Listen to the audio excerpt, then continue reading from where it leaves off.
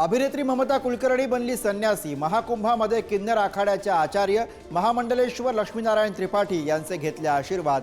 आता ममता नंदगिरी नावाने ओळखणार। विकी कौशलच्या छावा चित्रपटाच्या टीजरवरनं वाद। गाण्यात छत्रपती संभाजी महाराजांना डान्स करताना दाखवल्यानं मराठा क्रांती मोर्चा आक्षेप। सिनेमात काही बदल करण्याची ही मागणी।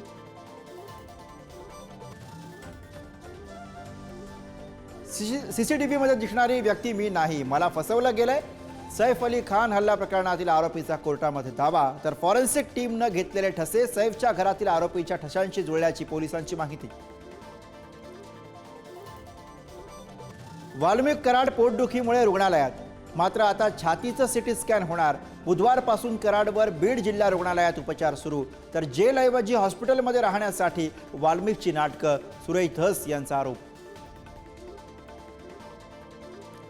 परळीमधील मरळवाडी गावचे सरपंच बापू आंधळे आणि महादेव गित्तेंवरती वाल्मिक कराडच्या सांगण्यावरनं हल्ला।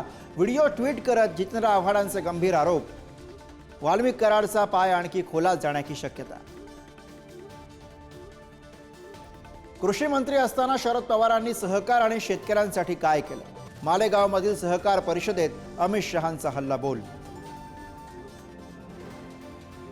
पालिका निवडणुकांमध्ये महाविकास आघाडी फुटण्याची शक्यता। अंधेरीतल्या मेळाव्यामध्ये ठाकरेंचे स्वबळाचे संकेत। पवारांसोबतच्या चर्चेतही एकला चलोरेची भाषा। तर ठाकरेंनी टोकाचा निर्णय घेऊ नये, पवारांचं मत। गर्भलिंग निदान चाचणी करणाऱ्यांची माहिती देणाऱ्यास 1 लाखाचं बक्षीस। स्त्री भ्रूण हत्या रोखण्यासाठी राज्य सरकारचं पाऊल। एसटीच्या तिकीट दरामध्ये 15% वाढ। तर मुंबईमध्ये रिक्षा टॅक्सीच्या दरात 3 रुपयांची वाढ। आज रात्रीपासून नवे दर लागू होणार।